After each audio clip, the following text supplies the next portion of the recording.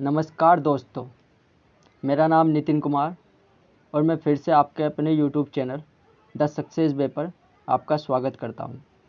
दोस्तों, हमारी जो क्लास चल रही थी आरपीएफ एसआई कोस्टल में जियोग्राफी से पूछे गए प्रश्नों की क्लास चल रही थी और आज आपकी 7वें नंबर की क्लास है। पिछली 6 क्लासों में हमने आरपीएफ एसआई कोस्टल में जियोग्राफी से प्रश्न पूछे गए थे 150 प्रश्नों को कवर कर लिया था। बहुत ही छोटी छोटी क्लास और 25-25 क्वेश्चनों की क्लास थी।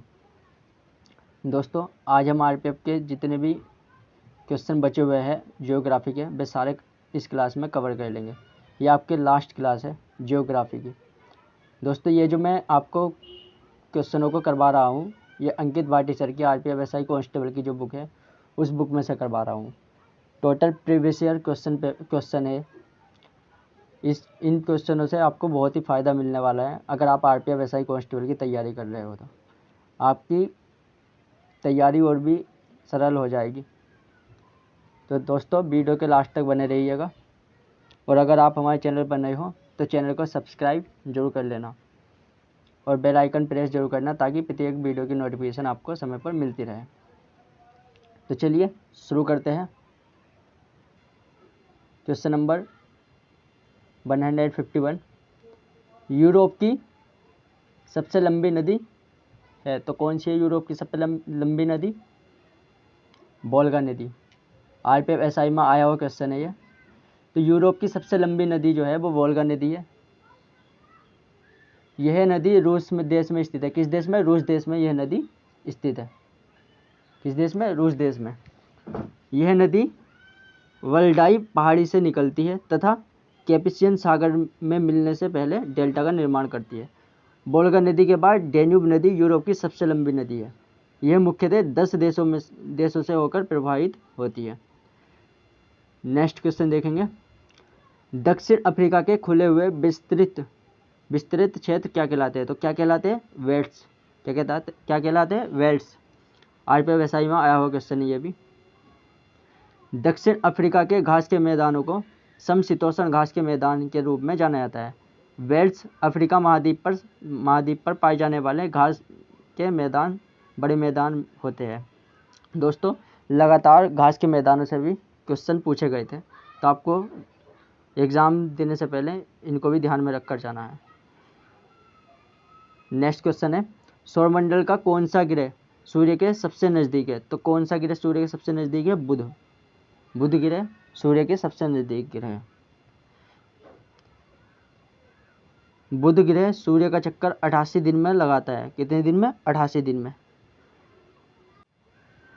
अगला पॉइंट है, बुध ग्रह का कोई भी उपग्रह नहीं है। ये भी आपको याद रखना है। इसका बुध ग्रह का। पृथ्वी का एक उपग्रह है। कौन सा? वो है चंद्रमा। अगला क्वेश्चन है, निम्नलिखित में से किस राज्य में सबसे लंबी तटरेखा मिलती है? तो किस राज्य में? गुजरात राज्य की। गुजरात राज्य की सबसे लंबी तटरेखा है। भारत के तटीय राज्यों में सबसे लंबी तटरेखा गुजरात राज्य की है। गुजरात राज्य की 1214.7 किलोमीटर लंबी तटरेखा अरब सागर से लगती है। सबसे छोटी तटरेखा जो है वो गोवा राज्य की है, जिसकी कुल लंबाई 101 किलोमीटर है। नेक्स्ट पॉइंट देखेंगे, भारत के 9 राज्य अथवा 4 केंद्र शासित प्रदेश तटीय राज्यों के अंतर्गत आते हैं। कितने राज्य? 9 राज्य और 4 केंद्र शासित प्रदेश। नेक्स्ट क्वेश्चन है, निम्न में से कौन सा रेगिस्तान दक्षिण अमेरिका में स्थित है? तो कौन सा रेगिस्तान दक्षिण अमेरिका में स्थित है? पेंटागोनिया मरुस्थल। कौन सा रेगिस्तान? पेंटागोनिया रेगिस्तान। पेंटागोनिया का मरुस्थल दक्षिण अमेरिका के अर्जेंटीना और चिली के कुछ हिस्सों में स्थित है। यह रेगिस्तान एक ठंडा और शुष्क रेगिस्तान है। यह रेगिस्तान विश्व का 5वां सबसे बड़ा तथा अमेरिका का सबसे बड़ा रेगिस्तान है। कौन सा? पेंटागोनिया रेगिस्तान। वेनेजुएला के घास के मैदानों को और किस रूप में जाना जाता है? तो किस रूप में जाना जाता है? लानोज के रूप में जाना जाता है। आरपीएफ एसआई में आया क्वेश्चन है। नेक्स्ट पॉइंट देखेंगे इसके बारे में। वेनेजुएला में घास के मैदानों को लानोज घास के मैदान के रूप में जाना जाता है। अमेरिका के उत्तरी पश्चिमी भाग में कोलंबिया और वेनेजुएला देश में फैला हुआ है। क्या, ये घास के मैदान।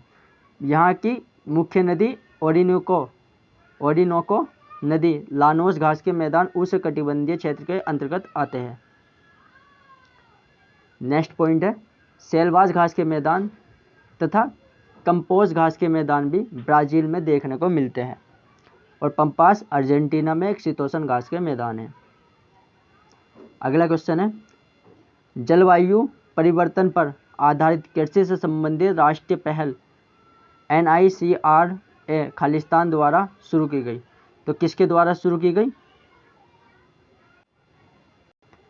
तो भारतीय कृषि अनुसंधान परिषद, जो कि ICAR ने 2011 में एक प्रमुख नेटवर्क परियोजना national innovations on climate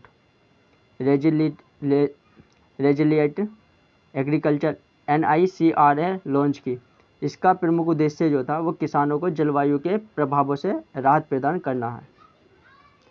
next question है, पाक जलडमरू मध्य श्रीलंका को खालिस्तान से अलग करता है। तो किससे अलग करता है श्रीलंका को? भारत से। जो पाक जलडमरू है वो श्रीलंका को भारत से अलग करता है। पाक जलडमरू भारत में श्रीलंका के मध्य स्थित है। यह जल संधि भारत के तमिलनाडु राज्य तथा श्रीलंका के जाफना जिले के मध्य स्थित एक जल संधि है। यह पाक खाड़ी को मन्नार की खाड़ी से जोड़ती है। कौन सी जल संधि? पाक जल संधि। नेक्स्ट क्वेश्चन है, HBJ गैस पाइपलाइन निम्न में से किस राज्य से होकर गुजरती है? तो किस राज्य से होकर गुजरती है HBJ pipeline gas? Madhya Pradesh से।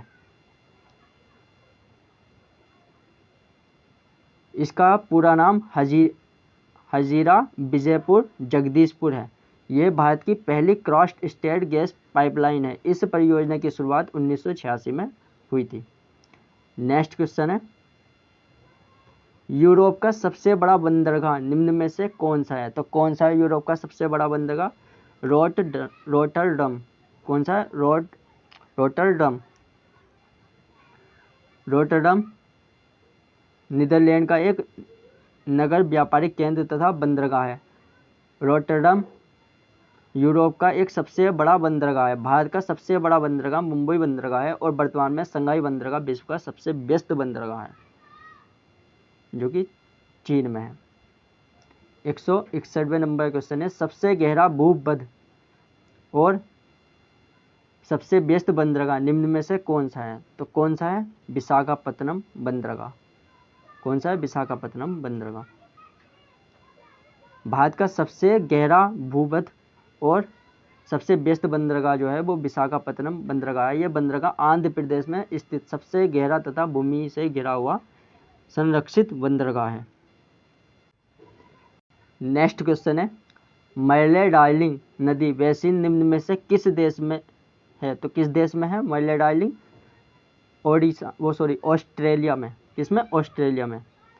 मरले डार्लिंग नदी बेसिन ऑस्ट्रेलिया महाद्वीप पर स्थित है। यह नदी ऑस्ट्रेलिया की सबसे लंबी नदी है। किसकी? ऑस्ट्रेलिया की। मरले नदी 2508 किलोमीटर लंबी है। यह ऑस्ट्रेलिया का सबसे लंबा जलमार्ग बन जाता है। नेक्स्ट क्वेश्चन है, डूरंड रेखा ब्रिटिश भारत और खालिस्तान के बीच की सीमा रेखा थी। तो किसके? डूरंड रेखा अफगानिस्तान और भारत के बीच की सीमा रेखा थी। डूरंड रेखा ब्रिटिश भारत तथा अफगानिस्तान के बीच 1893 ईस्वी में निर्धारित की गई थी। यह रेखा पाकिस्तान तथा अफगानिस्तान के मध्य स्थित है। अगला क्वेश्चन है, पृथ्वी को नीला ग्रह क्यों कहा जाता है? तो क्यों कहा जाता है? नीले प्रकाश की उपस्थिति, ऑक्सीजन की उपस्थिति, पानी की उपस्थिति, पादप जीवन की उपस्थिति। तो नीले पानी की उपस्थिति के कारण पृथ्वी को नीला ग्रह कहा जाता है। पृथ्वी को नीला ग्रह इसलिए कहा जाता है क्योंकि इसकी सतह के 71% भूभाग पर जल है और बाकी पर भूमि है, जिसके कारण समुद्र नीले रंग के दिखाई देते हैं। 165वें नंबर क्वेश्चन है, मृदा संरक्षण की किस विधि के द्वारा रेत के टीलों के निर्माण और रेगिस्तानों के स्थिरीकरण में योगदान मिलता है? तो किसके द्वारा? छायादार कृषि के द्वारा। नेक्स्ट क्वेश्चन है, सूर्य और इसके चारों ओर चक्कर लगाने वाले खगोलीय पिंडों को क्या कहा जाता है? तो क्या कहा जाता है? सौरमंडल। सूर्य और इसके चारों ओर चक्कर लगाने वाले जो खगोलीय पिंड है उन सबको मिलाकर हम सौरमंडल का नाम दिया गया है। सूर्य की परिक्रमा करने वाले ग्रह, उपग्रह, क्षुद्रग्रह, पुच्छल तारों व उल्का पिंड आदि के संयुक्त रूप को सौरमंडल कहते हैं। 2006 में प्लूटो ग्रह को ग्रहों की श्रेणी से हटा दिया गया। क्यों हटा दिया गया? क्योंकि ये उनकी शर्तों को लागू नहीं करता ग्रहों की। नेक्स्ट क्वेश्चन है, निम्न में से लोहे और इस्पात के कारखाने किस क्षेत्र में सर्वाधिक है? ये क्वेश्चन रिपीट हो गया है। छोटा नागपुर का पठार।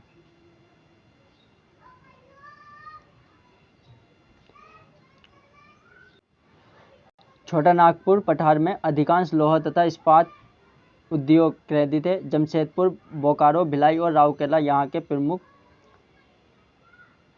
लोहा इस्पात कारखाने हैं। नेक्स्ट क्वेश्चन है, भारत में उत्पादित रेशम का अधिकांश प्रकार है तो क्या है? मलबरी। शहतूत मलबरी रेशम मुख्य रूप से कर्नाटक, तमिलनाडु, आंध्र प्रदेश आदि स्थानों पर उत्पादित किया जाता है। मूंगा रेशम के लिए प्रसिद्ध, असम प्रसिद्ध है मूंगा के लिए। और भारत चीन के बाद विश्व में कच्चे रेशम का दूसरा सबसे बड़ा उत्पादक है। कौन? भारत। नेक्स्ट क्वेश्चन है, 2011 की जनगणना के अनुसार भारत के निम्नलिखित राज्यों में से कौन सा निम्नतम लिंग अनुपात वाला राज्य है? तो कौन सा निम्नतम लिंग अनुपात वाला राज्य है? हरियाणा। कौन सा है? हरियाणा। आरपीएफ एसआई में आया क्वेश्चन है। 2011 की जनगणना के अनुसार हरियाणा का लिंगानुपात जो है 879 पे 1000।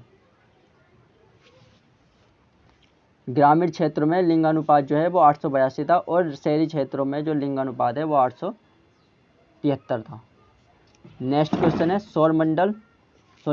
सौर कैलेंडर में कितने राशि चक्रों का उल्लेख है? तो सौर कैलेंडर में कितने राशि चक्रों का उल्लेख है? 12। सौर कैलेंडर में 12 राशि चक्रों का उल्लेख है। सौर मास में नव वर्ष की शुरुआत मकर संक्रांति से होती है।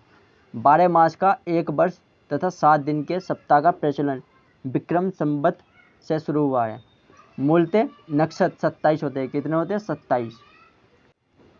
अगला पॉइंट देखेंगे, मूलतः सौर काल 365 दिन का होता है। इसी के आधार पर रोमनों ने अपने कैलेंडर का विकास किया था। नेक्स्ट क्वेश्चन है, ब्रिटिश जलवायु में उगने वाली वनस्पति की विशेषता होती है। तो क्या विशेषता होती है? पर्णपाती वन। ब्रिटिश जलवायु में उगने वाली वनस्पति में पर्णपाती वन पाए जाते हैं। ये वन सर्वाधिक वर्षा वाले भागों में पाए जाते हैं। इन वनों को मानसूनी वन भी कहते हैं। यहाँ 700 से 20 सेंटीमीटर वर्षा प्रत्येक वर्ष होती है। नेक्स्ट क्वेश्चन है 172वें नंबर का, पश्चिमी चक्रवात की उत्पत्ति होती है। किससे होती है? मेडिटेरेनियम। किससे? भूमध्य क्षेत्र से। पश्चिमी चक्रवात की जो उत्पत्ति होती है वो भूमध्य सागरीय क्षेत्र अथवा मेडिटेरेनियम एरिया से होती है। ये चक्रवात भूमध्य सागर, अंध महासागर तथा कैस्पियन सागर से नमी लाकर उसे अचानक बर्फ और वर्षा के रूप में उत्तर भारत, पाकिस्तान अथवा नेपाल क्षेत्र में गिरा देता है। यह जलवायु चक्र रबी की फसल के लिए, विशेषकर गेहूं के लिए आवश्यक है। अगला क्वेश्चन है, निम्न में से किस राज्य में एक से अधिक परमाणु ऊर्जा संयंत्र है? तो किसमें है? तो तमिलनाडु में 2 परमाणु ऊर्जा संयंत्र है। कौन कौन से? कुडनकुलम तिरुनेलवेली जिले में स्थित है और कलपक्कम जो कि कांचीपुरम जिले में स्थित है। कलपक्कम राज्य की राजधानी चेन्नई के 70 किलोमीटर दक्षिण में बंगाल की खाड़ी के किनारे स्थित है। कुडनकुलम परमाणु ऊर्जा संयंत्र भारत का सबसे अधिक क्षमता का परमाणु ऊर्जा संयंत्र है। तारापुर परमाणु ऊर्जा संयंत्र भारत का सबसे पहला परमाणु ऊर्जा संयंत्र है। कौन सा? तारापुर। नेक्स्ट क्वेश्चन है, निम्नलिखित में से कौन सा एक खगोलीय पिंड नहीं है? तो कौन सा एक खगोलीय पिंड नहीं है? समुद्र। समुद्र जो है खगोलीय पिंड नहीं है, बाकी सूर्य, ग्रह, तारे ये तीनों खगोलीय पिंड। आरआरबी जेईई में आया हुआ क्वेश्चन है ये। सूर्य, तारे तथा ग्रह खगोलीय पिंडों के अंतर्गत आते हैं, जबकि समुद्र भूमि पर पाई जाने वाली विशाल जलराशि है। पृथ्वी पर 71% भूभाग पर जल पाया जाता है, जिसमें समुद्र में सबसे अधिक 97% जल पाया जाता है। अगला क्वेश्चन है, कोलंबिया पठार किस महाद्वीप में स्थित है? तो कोलंबिया पठार किस महाद्वीप में स्थित है? उत्तरी अमेरिका में।